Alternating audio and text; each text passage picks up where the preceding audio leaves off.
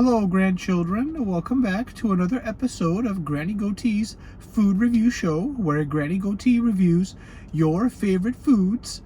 Thank you so much for joining me today on another episode. I have a little bit of bad news. My granny, OG Granny Goatee, passed away yesterday, and I've been really down because I loved her so much, and in the family we knew her as OG Gigi, and OG Gigi RIP. I know you're up there with JC, and the good news is I'm still trying to get over it, that she left me a lot of her different clothes and a lot of her different glasses and a lot of her different kinds of items to Granny Goatee, and I just want to share with it one of them now. So this was really cool. It actually is a bright spot. These are OG Gigi's red glasses. I have a few different colors that she left me. Okay, so we just hang them down. Give me a like if you like OG Gigi's glasses that she passed down to Granny Goatee. And we're gonna have some more items here and there that I will be using from Granny Goatee, my Granny Goatee. And she had the most beautiful goatee. It was long and dark and made Granny Goatee's goatee look like some peach fuzz. And she would braid it like a pirate.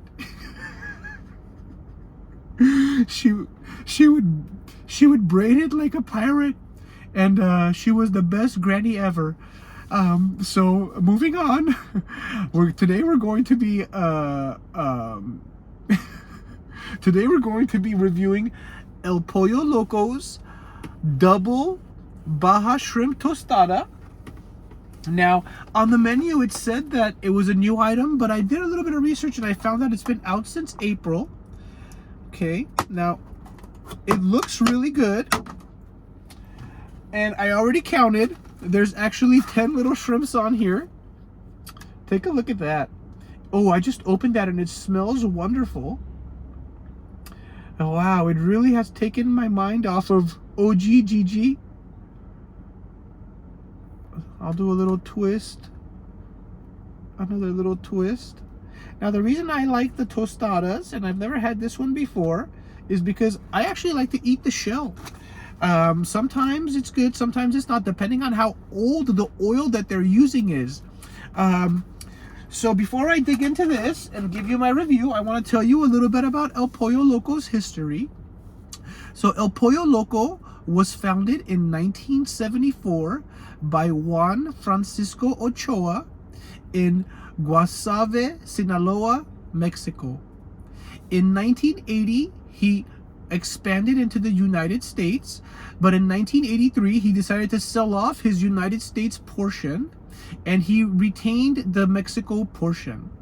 As of recently, I think 2017, there are 50 locations in Mexico, which is still run by the Ochoa family, and there are over 500 locations in the United States, predominantly in the southwestern United States, that are run separately. They are not overlapping businesses. They do not step on each other's territories, but still the same company run by different people.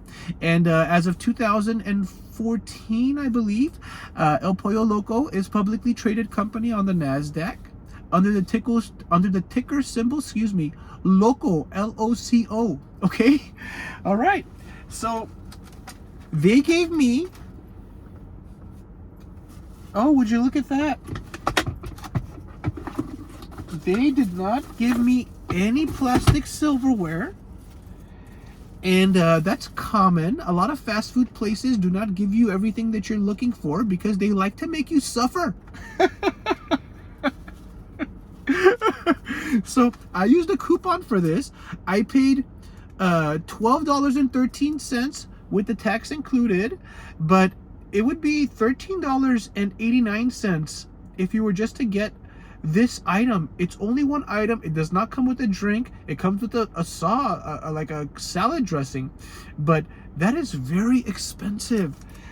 because this is, from what I understand, predominantly, besides those 10 shrimp, lettuce, and then there's some rice and beans underneath, and you got a little bit of sour cream and a bit of avocado. So they did not give me any silverware, but fortunately Granny Goatee is always prepared. I keep extra in the car. All right, here we go. We're gonna first try it out without the sauce. We're gonna get some sour cream. We're gonna get a shrimpy. We're gonna get some avocado and some lettuce. So let me balance this out. Make sure I don't party foul the whole tostada. Look at that. Oh, party foul! I hope that wasn't the shrimp. Oh, that was the shrimp for sure. I lost. All I have is lettuce. Oh my goodness. Oh, that is so messy.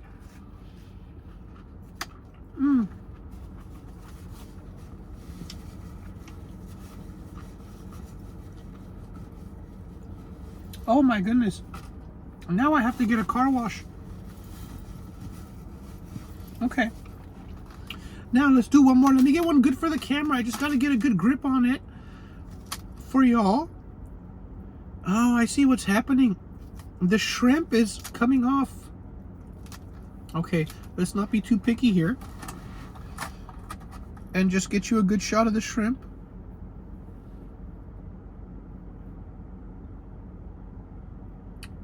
All right, here we go.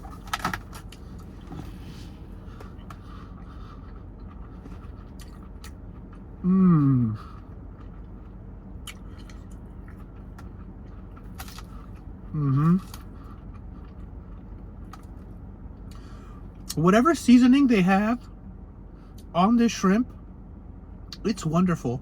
It's a little bit salty. It's smoky. It's very tasty. It goes well with the sour cream and the salad.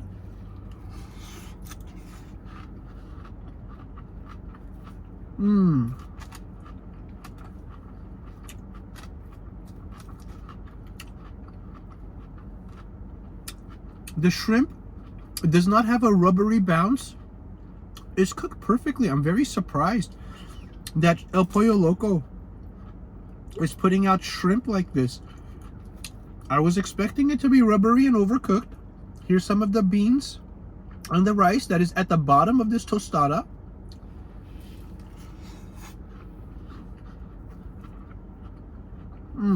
The beans and rice are pretty much flavorless, and they have always been at El Pollo Loco, flavorless beans and rice. But that shrimp is packing so much flavor. If I give this a good mix,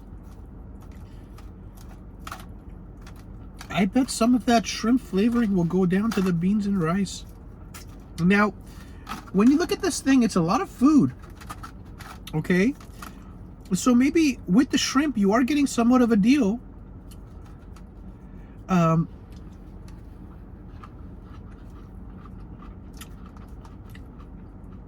But I still think it's expensive.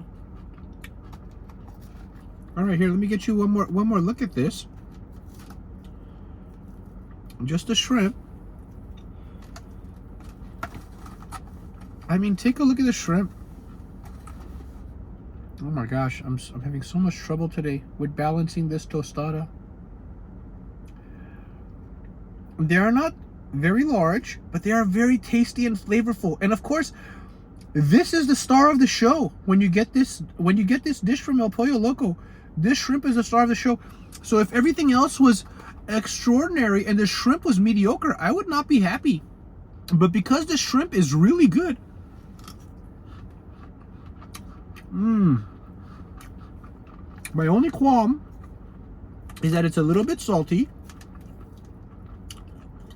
But when you mix it with the rice and the beans and the lettuce, because there's no other seasoning on there, like for example this bite, because there's no other seasoning on there, the extra salt on the shrimp really brings it together.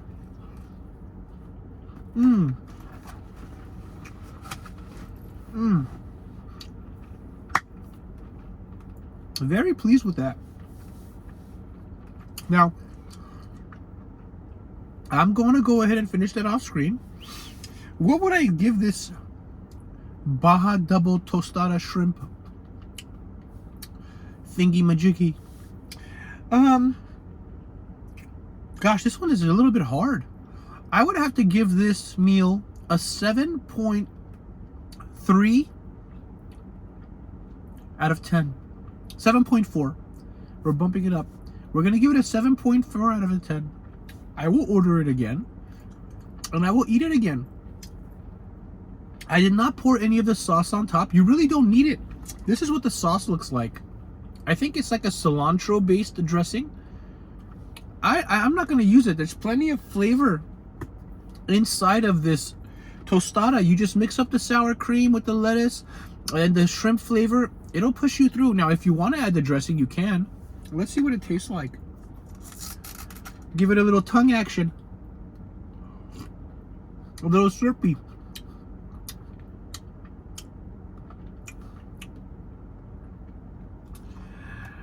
I don't know what this is. It's probably some type of a soybean oil or something. It does not taste very good. I actually would not add that, but try it if you like. If you like this review, okay, give me a thumbs up. And if you're here for the first time, please subscribe. We're trying to grow a community here. And turn on those notification bells. Sometimes YouTube, even if you turn it on, they don't send them out. So come back and check every so often, see if I've put out a new video. I put out videos once or twice a week. Sometimes more often if there's a new item that comes out. I want to get those new items out to you as soon as possible. I'm standing in front of those restaurants 15 minutes, before they open, so I can get my hands on it, make the video, upload it first, so you have an opportunity to see it first. And also, I like to go to restaurants that you might find in your area most of the time, so that if you like something that I'm reviewing and you want to try it, you can go and try it. A lot of people post reviews on items that are just in their local area, in their city, in their state. And while that's fun to do sometimes, it's not giving your audience an opportunity to go try these foods that you're reviewing, to those other food reviewers out there. So that's why I try to do it. Try to go to restaurants that you may have access to more often than not, okay? So give me a like, subscribe, turn on those notification bells, and thank you so much again, grandchildren, for joining me on another episode of Granny Goatee's Food Review Show.